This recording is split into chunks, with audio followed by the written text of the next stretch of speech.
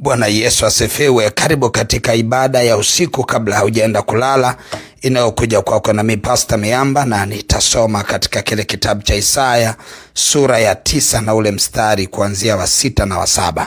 Maandiko yanasema, kwa maana kwa ajili yetu mtoto amezaliwa, tumepewa mtoto mwanamume, na uweza wa kifalme utakuwa begani mwake, naye ataitwa jina lake Mshauri wa Ajabu, Mungu mwenye nguvu, Baba wa milele, Mfalme wa amani.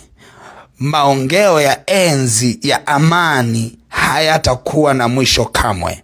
Maongeo ya enzi yake na amani hayatakuwa na mwisho kamwe. Katika kiti cha enzi cha Daudi na ufalme wake, kuthibitisha na kutegemeza kwa hukumu na kwa haki tangu sasa na hata milele. Tunaona maandiko yanasema amezaliwa mtoto mwanamume, lakini ufalme wa kifalme utakuwa mabegani mwake. Lakini katika yote na sifa zake zote, package za huyu mtoto zinaeleza kwamba atakuwa ana uweza wa kifalme mabegani mwake, lakini atakuwa mshauri wa ajabu, Mungu mwenye nguvu, Baba wa milele na mfalme wa amani. Nataka tushikilie hapo kwenye mfalme wa amani. Alafu anasema maongeo ya enzi yake na amani. Maongeo ya enzi yake na amani hayatakuwa na mwisho kamwe. Maana yake ni kwamba moja ya sifa kubwa ya jina kubwa la Yesu ni ufalme wa amani. Nilikuwa najiuliza sana, kwa nini Yesu ajiite mfalme wa amani? Asijiite mfalme wa afya, asijiite mfalme wa kitu kingine. Kwa nini achague Mungu kutupa huyu Yesu abebe kofia kubwa kuliko yote iwe ni amani? Halafu anasema na hiyo amani yake, enzi yake na amani yake hayatakuwa na mwisho kamwe. Maana yake mwanadamu awaye yoyote, pasipo kujua ama kwa kujua, anahitaji amani kuliko kitu kingine chochote. Amani ndio kila kitu kwenye maisha ya mtu. Amani. Naweza nikawa naongea na mtu ambaye yuko kwenye hofu, anaweza kawa ananielewa zaidi kuliko mwingine. Naweza nikawa naongea na mtu ambaye mpaka hivi ninavyoongea hana amani kabisa, anaweza kawa ananielewa. Mateso ya kutokuwa na amani, mateso yake ni magumu sana kuliko vile ambavyo mtu mwingine unaweza ukaeleza. Vile ambavyo unaweza kuwa na hofu ya ugonjwa fulani, alafu kaenda kwa daktari akwambia huo ugonjwa haupo, ile amani unayokuwa nayo haiwi ya kawaida. Nilikuwa nimemwombea mtu mmoja jana Mwanza, alafu akapokea uponyaji. Amenipigia leo ananiambia amani nilio nayo, furaha nilio nayo, sijui, nashindwa hata kukueleza. Akawa anaendelea kushukuru pale na kumtukuza Bwana. Lakini amani ambayo mtu anakuwa nayo, ambayo imeingia ndani yake, hiyo amani ni kitu muhimu na cha thamani sana. Sasa amani huwa inapatikana kwa njia nyingi sana, lakini njia zote ambazo zinazopatikana kwa amani ni njia batili, ambazo amani yake huwa inadumu kwa kitambo kidogo. Lakini amani ya Yesu Kristo imeelekezwa hapa kwenye maandiko ya kwamba amani yake haina mwisho kamwe. Ni amani ambayo anaiachilia kwa mtu, ni mafuta ya amani anayeachilia, upako wa amani anaoachilia. Ule upako ukikutana na mtu pasipo sababu yoyote, hiyo amani inaingia ndani ya maisha ya huyo mtu. Halafu huyo mtu anatembea kwa amani pasipo kuwa na mwisho. Na ndio maana ni rahisi sana kutafuta amani kwa njia nyingine. Mtu amekukosea, unatafuta amani, unasema labda nitafute amani kwa njia hii, labda kwa njia ile. Njia nyingine zote ambazo dunia hii zimeelekeza, kuna wengine wanatafuta amani kwa kwenda kulewa pombe, kuna wengine wanatafuta amani kwa kwenda kuangalia mpira au kwa kukutana na marafiki zao. Lakini amani hizo zote zina mwisho.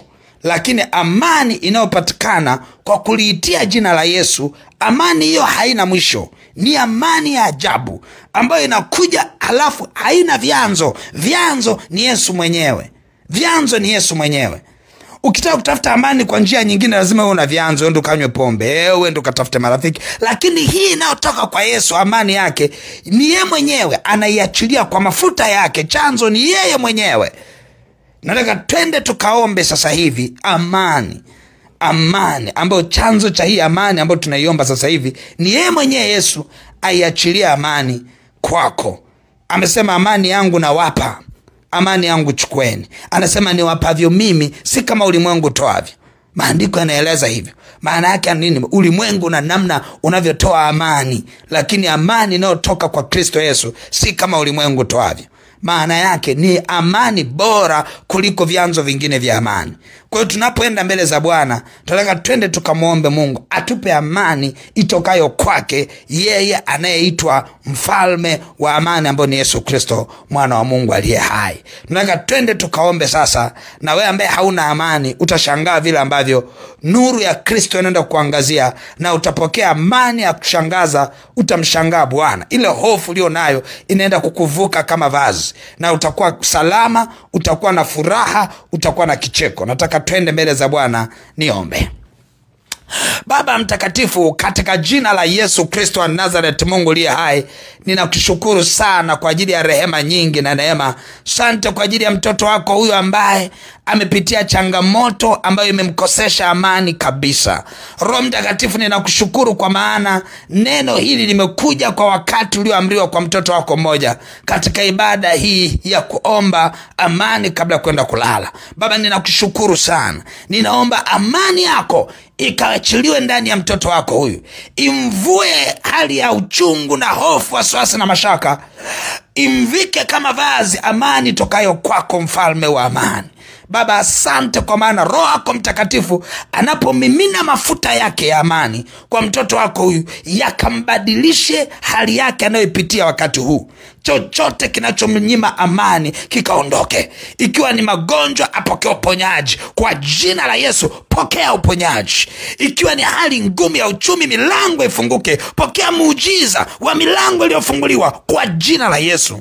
Ikiwa ni hali ya hofu, wa yote hofu ikuachie, ikuvuke kwa jina la Yesu, na uwe na amani. Ninatangaza amani, ninaitabiria amani kwa jina la Yesu Kristo wa Nazareti. Pokea amani, pokea furaha, pokea kishindo cha furaha ndani yako. Chochote kinachokuogopesha kikaondoke, na upokee furaha kwa kishindo kisicho cha kawaida. Chochote kinachokutia hofu kiondoke, na uwe na amani kwa jina la Yesu Kristo wa Nazareth, Mungu aliye hai. Nazitangaza baraka unapoenda kulala, ulale kwa furaha. Nazitangaza baraka unapoenda kulala, ulale kwa ushindi katika jina la Yesu Kristo wa Nazareth. Amen. Mungu wangu akubariki sana. Basi unaweza kuwasiliana na mimi kwa namba zifuatazo: 0713842123. Uwe na usiku mwema. Amen.